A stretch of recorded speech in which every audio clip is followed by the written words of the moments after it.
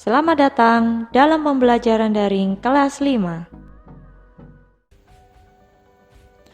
Assalamualaikum warahmatullahi wabarakatuh.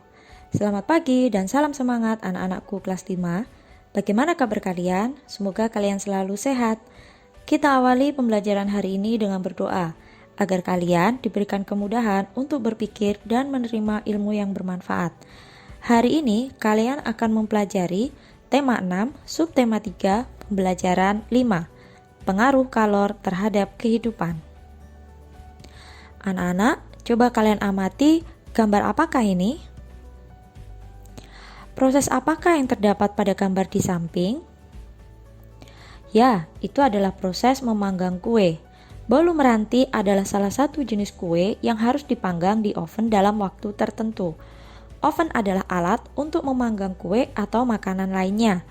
Pemanggang atau oven itu biasanya diletakkan di atas kompor. Ada juga oven listrik yang menggunakan listrik sebagai sumber energi. Tahukah kamu bahan apa yang digunakan untuk membuat oven atau pemanggang? Proses perpindahan panas apa sajakah yang terjadi dan perlu diperhitungkan untuk membuat dan menggunakan alat tersebut? Bagaimana dengan peralatan lain di rumahmu? Terbuat dari bahan apa sajakah alat-alat tersebut? Yuk kita belajar sama-sama. Coba ingat-ingat ya. Pada pembelajaran sebelumnya telah dijelaskan bahwa terdapat beberapa benda yang menggunakan bahan isolator dan bahan konduktor dalam proses pembuatannya. Kamu tentu memiliki setrika di rumah. Dahulu, ketika listrik belum banyak digunakan, masyarakat menggunakan bara arang sebagai sumber panas. Arang hitam dibakar terlebih dahulu. Setelah menjadi bara, baru kemudian dimasukkan ke dalam setrika. Setrika ditutup dengan pegangan yang terbuat dari kayu. Biasanya, setrika arang ini terbuat dari tembaga yang berat. Berbeda dengan setrika listrik yang digunakan saat ini. Sumber panas berasal dari aliran listrik yang memanaskan kumparan di bagian bawah setrika. Agar panasnya sampai dari kabel listrik ke pakaian, maka alas atau bagian bawah setrika dibuat dari bahan logam. Sedangkan bagian pegangan setrika terbuat dari plastik yang bersifat isolator. Ini adalah setrika arang. Pegangan terbuat dari kayu sebagai isolator, dan bagian bawah setrika terbuat dari tembaga sebagai konduktor. Berbeda dengan setrika listrik, ada juga alat lain yang prinsip kerjanya menggunakan sifat hantaran panas sebagai berikut.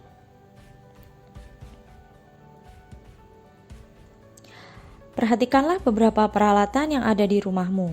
Ada peralatan yang menggunakan bahan isolator dan konduktor sebagai bagian dari peralatan tersebut.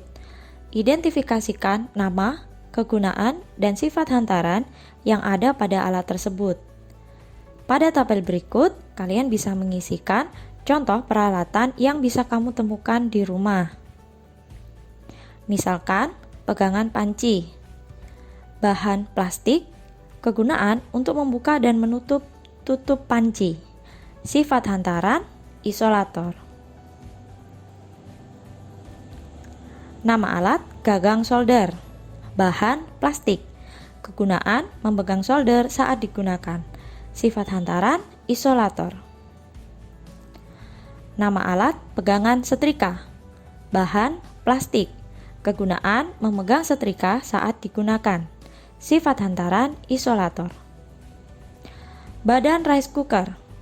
Bahan, plastik. Kegunaan, melindungi rice cooker. Sifat hantaran, isolator. Nama alat, tatakan kompor. Bahan, logam. Kegunaan, menyebarkan panas ke seluruh alas panci.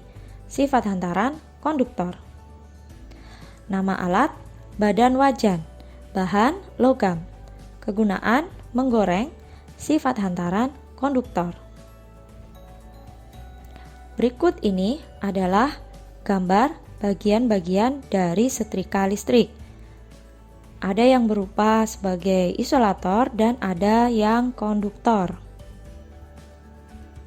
Masih ingatkah kamu apa yang dimaksud dengan gambar bercerita? Gambar setrika di atas merupakan salah satu contoh dari gambar bercerita. Nah, kalian coba baca bersama-sama yuk.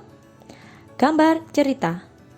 Gambar cerita adalah gambar yang menunjukkan kegiatan orang-orang atau binatang-binatang dalam suatu peristiwa. Gambar cerita dapat ditemui pada buku-buku cerita, terutama untuk anak-anak, untuk menceritakan sebuah peristiwa, baik peristiwa yang benar-benar terjadi atau cerita imajinasi. Bagaimana gambar cerita dibuat? Menggambar cerita dapat dilakukan dengan teknik kering dan teknik basah. Alat dan bahan untuk menggambar cerita dengan teknik kering menggunakan beberapa alat, misalnya pensil, kapur, krayon, atau bahan lain yang tidak memerlukan air. Pada teknik basah, media yang diperlukan berupa cat air, tinta bak atau tinta Cina, cat poster yang menggunakan air sebagai pengencer. Teknik kering. Menggambar cerita dengan teknik kering tidak perlu menggunakan pengencer seperti air. Cerita dibuat langsung pada kertas gambar. Mula-mula dibuat sketsa atau rancangan gambar yang menggambarkan sebuah cerita. Setelah itu diberikan garis atau warna sesuai dengan media kering yang digunakan. Beberapa contoh media kering yang biasa digunakan antara lain: A. Pensil. Pensil yang digunakan dalam menggambar cerita biasanya adalah pensil ukuran 2B sampai 6B. B. Krayon. Krayon memiliki beragam variasi warna. Krayon merupakan campuran antara lilin dan bahan pewarna yang aman untuk anak-anak. Krayon digunakan untuk menggambar cerita yang memerlukan variasi warna. C. Pulpen atau spidol. Pulpen atau spidol juga digunakan untuk menggambar cerita dengan karakter yang tegas pada garis-garis. Perhatikan salah satu gambar cerita berikut ini.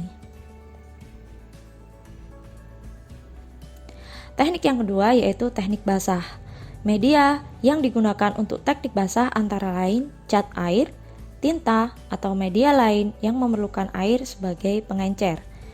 Cerita dibuat dengan cara membuat sketsa pada bidang gambar 2 dimensi berupa kertas. Setelah itu, baru diberi warna sesuai dengan media basah yang sudah ditentukan. Teknik basah memerlukan bahan-bahan berikut ini. Berikut adalah contoh gambar cerita yang dibuat dengan menggunakan teknik basah. Sekian pembelajaran hari ini. Sampai jumpa pada pembelajaran berikutnya. Terima kasih atas perhatiannya anak-anak. Assalamualaikum warahmatullahi wabarakatuh.